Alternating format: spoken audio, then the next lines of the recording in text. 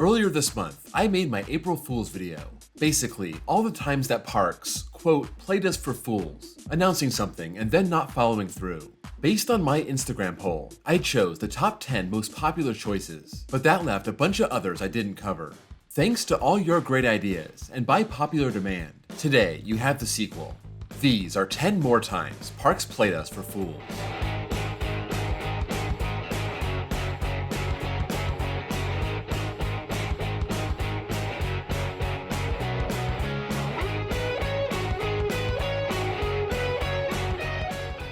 Before we start, I still have other canceled projects I could talk about, so if you get me to 1,000 likes on this video, I'll make part 3. And if you have anything that wasn't included in parts 1 or 2, let me know in the comments below, and if I cover it, I'll put your name on the screen.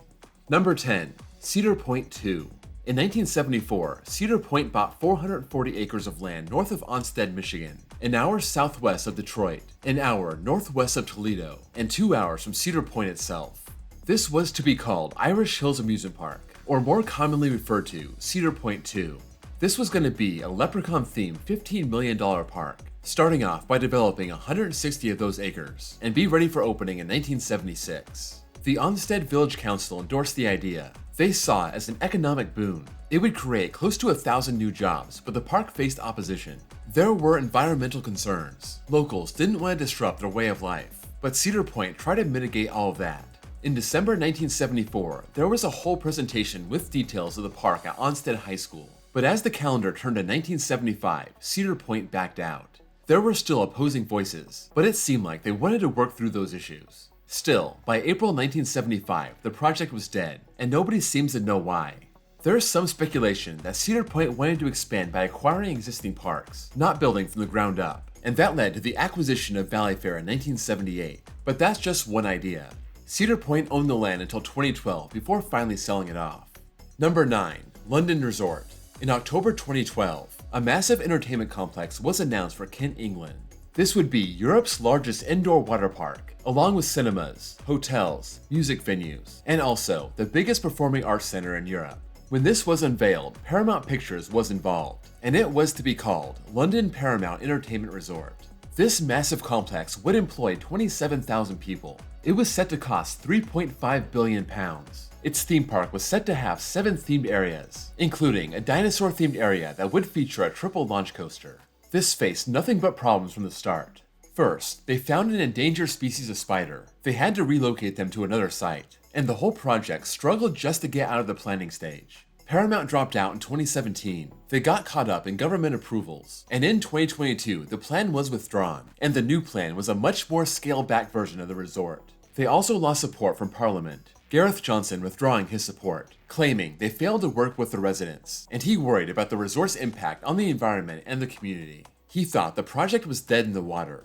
London Resort Company Holdings went into administration in 2023, or the US equivalent of bankruptcy. Still, there's talks of getting this done by 2025, but a lot of people think it's never going to happen. Number 8. New York Wheel. In September 2012, New York City Mayor Michael Bloomberg and Richard Marin announced a Ferris wheel for the St. George Waterfront District, located in Staten Island. This would be 630 feet tall, costing $230 million, trying to draw tourists to St. George. It passed all the initial approvals, looking for a 2014 groundbreaking and a 2016 opening date. It received its first big blow in 2014, losing its state funding, the government deeming it unworthy because it wouldn't have a big enough economic impact. They still marched forward, looking for a 2018 opening, but in 2017, the design and construction teams got fired, and they had to find a new contractor. This pushed the opening back to 2019, and then the developers filed for bankruptcy in 2017. If the developer could not find funding by September 2018, the project would be canceled. They were able to secure extensions on the deadline until 2019, but they lost their city funding. And then the new mayor, Bill de Blasio, said the city would not bail out the project. Announced in 2012 at $230 million, it was now estimated at $900 million. Without the city's support, the investors backed out, having already poured $450 million into the project, and now it was officially dead. There were talks about building a smaller Ferris wheel, but just last year, that idea was scrapped. Number 7. Orlando Thrill Park. In December 2010, plans were announced for Orlando to get a park unlike any other in the area. This would be right in the heart of Orlando, on International Drive, right across the I-4 corridor from Universal Studios. Orlando was used to Disney and Universal and SeaWorld, focusing on family attractions, well-themed and having mass appeal. Orlando Thrill Park would be exactly that, a thrill park, set to open with 14 rides and 8 coasters. This was going to open in 2013 and feature some amazing coasters. This included an S&S 4th Dimension coaster, a coaster similar to Top Thrill Dragster, a Vekoma Stingray flying coaster, and this coaster that we have never seen the likes of before. It would be 77 acres, developers hoping to secure financing and submit their plans to the city by 2011. The spokesman for the park said they were trying to fill a void, trying to capture some of those Disney and Universal tourists, getting them to spend an extra day in Orlando to check out the massive thrill rides. They hope to draw in 2 million people a year. However, this coaster enthusiast paradise faced opposition from the start, noise being the main problem. This would be too close to residential areas, and the park tried to work things out with the locals and the government. That even included a giant sound wall over 600 feet tall, but less than a year after it was announced, it was pretty much dead. Number 6. Speed the Ride. In 2000, the Sahara Hotel and Casino in Las Vegas opened the NASCAR Cafe, its main attraction being Speed the Ride, a 70-mile-an-hour launch shuttle coaster. This featured a vertical loop and a 224-foot vertical spike. This spent 11 years on the Las Vegas Strip, considered by many as the best coaster Vegas ever had. But in 2011, the Sahara shut down, and in turn, so did Speed the Ride. It was dismantled in 2012 and moved down the Strip, stored in an empty lot across from the Mandalay Bay, being set up for its new life. This was set to reopen at the Akita Plaza, a shopping center set to be built around the same site the coaster is being kept. There were even artist renderings of the new center and the coaster being part of it. However, the Akita Plaza project was scrapped, and the coaster remained in pieces on its plot of land. That still wasn't the end of it. In 2019, when the SLS Las Vegas was announced to be renamed Sahara, a rumor surfaced about Speed the Ride coming back to its original location. But 5 years down the line, and that did not happen either. Some of the coaster has been sold for scrap, but the rest of it is still in its field, going on 12 years now, longer than it was actually operating. Number 5. The Skyline Park Gerstlauer Hyper. Ever since 1999, the Lowenthal family has been in charge of Skyline Park, a park in Bavaria, Germany, and since then, they've been aggressive with their investments. But in 2021, they told the press that for the 2024 season, they would spend between 8 and 10 million euros, bringing in a 230-foot Gerstlauer spanning 3,900 feet. This sounded a lot like another German coaster from Gerstlauer, Der Schwur des Karnen at Hansa Park, one of the most sought-after coasters in the world. This addition would really put Skyline Park on the map, sporting a good number of coasters but nothing that really stands out. This would change all of that. Apparently, Skyline has a history of announcing projects and not following through, but this one especially hurts. When asked about it, the park said the coaster wasn't coming. The information from 2021 was out of date, and they were going to focus on adding a new family coaster in 2023 and 2024. Needless to say, this is not what's going to put Skyline Park on the map, but they at least have that ambition that could make them a big player one day. Number 4. Alton Towers marketing of 13. In 2009, Alton Towers started a fierce marketing campaign for Secret Weapon 6. Less than a year before opening, not a lot was known about it. In December, they revealed the name, 13. It would be a cutting-edge coaster racing out into the Alton Towers forest, having a new element that had never been seen on a coaster before. The marketing team took it even further, claiming they would only allow riders 16 to 55 years of age, and the ride was dangerous to the physical and psychological health of the rider. It was the world's first psycho coaster, and they even floated the idea of only offering one ride per day, trying to maintain the rider's mental health. They released a storyline, exploring the dark forest, trying to find a crypt deep in the woods, finding a mysterious force lying in wait. The TV ad was considered too intense to be viewed by children, so it was only allowed to be aired after 9 p.m.